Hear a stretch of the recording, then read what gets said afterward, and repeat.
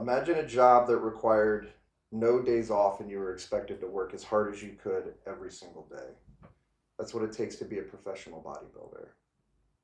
If you've ever been at the gym and you've seen somebody that was just giant and ever wondered why or what the purpose is, it's why. Drawing from biographical and scientific accounts, I will present to you the legends, the science, the history, and the process for a bodybuilder to be able to call themselves a pro. We will discuss bodybuilding and how it became a sport and how the top earned their spot, the journey that is taken to be in the pro circuit. Before I teach you how to become a professional, let me give you the backstory. Everything has a beginning, and professional bodybuilding is no different. The root of bodybuilding stems back to the 19th century from Eugene Sandow, often called the father of modern bodybuilding. He was the first person to push his body to the limit, but also went after aesthetics. Jamie Grover, 2022. He captivated audiences with his physique sculpted through rigorous training and a strict diet, setting the stage for bodybuilding as both a sport and an art form. By the mid-20th century, bodybuilding has developed into a competitive sport, Mr. Olympia being established in 1965. It's Jamie Grover, 2022. This prestigious event allowed competitors around the world to go against each other for the title of the best physique, and it showcased on how physiques evolved over time. The key reason behind the evolution was not only advancements in training and nutrition, but also the science on understanding muscle development. Having a little backstory now, let me tell you the road that it takes to get to the top. The journey of becoming a bodybuilder is much more than just going to the gym and picking up heavy things.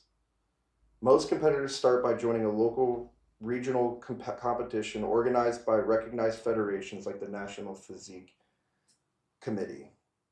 Success in these competitions could lead to qualifying for national level shows. At this stage, bodybuilders need to achieve specific criteria: size, symmetry, and conditioning set by the judging panels. To earn the pro card as a bodybuilder, you have to place high or win a national competition. This card allows you into the professional competitions such as those sanctioned by the International Federation of Bodybuilding and Fitness, the IFBB. Once you get to that level, it opens door to the elite competitions like Mr. Olympia. This process demands years of strict dedication, a strict diet, and a regiment training program. That's Burke of 2015. Elite is a very appropriate word for these individuals, and of course you've heard of Arnold Schwarzenegger and the impact of bodybuilding, but the one that everyone aspires to be is Ronnie Coleman. Ronnie Coleman. He's often referred to as the king of bodybuilding. Ronnie's work ethic inside the gym was nothing but incredible. An 8-time Mr. Olympia champion, Coleman exemplifies extreme size, strength, and dedication. His workouts were infamous for their intensity, and he often squatted and deadlifted over 800 pounds, training 6 days a week with focus on maximum weight and perfect form. Everybody wants to be a bodybuilder, but nobody wants to lift heavy-ass weight. Coleman and Heisch, 2009. A phrase that underscores the intense commitment needed to excel at this level. The real gains are always made in the kitchen. Coleman's diet was equally intense. He consumed thousands of calories a day, focusing on protein-rich food to fuel his body and aid in muscle repair. The diet supported the massive energy demands and his workouts and allowed him to maintain his extraordinary muscle mass. Coleman's success wasn't just due to lifting heavy and eating more. It was about a consistent science-based approach to growth. The thing that Ronnie understood was not only discipline, but the importance of understanding his body inside and out.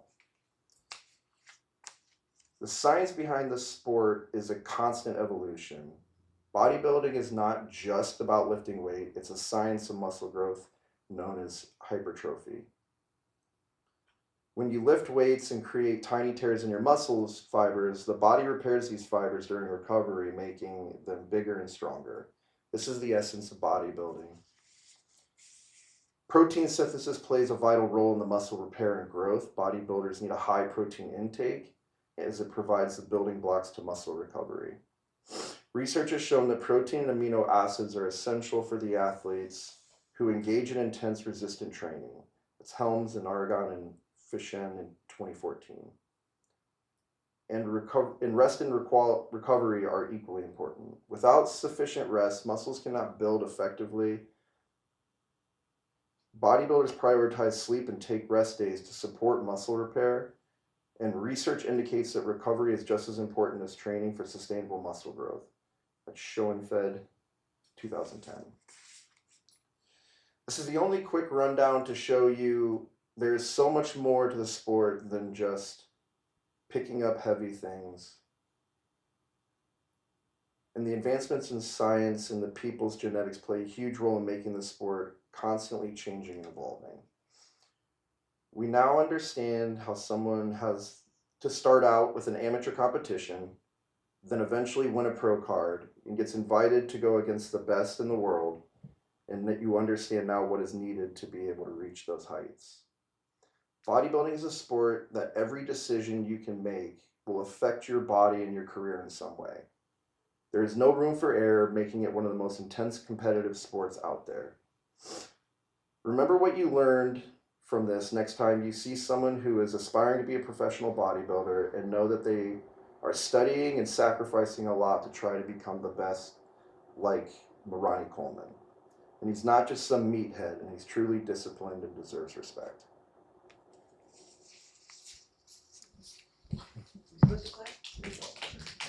Okay.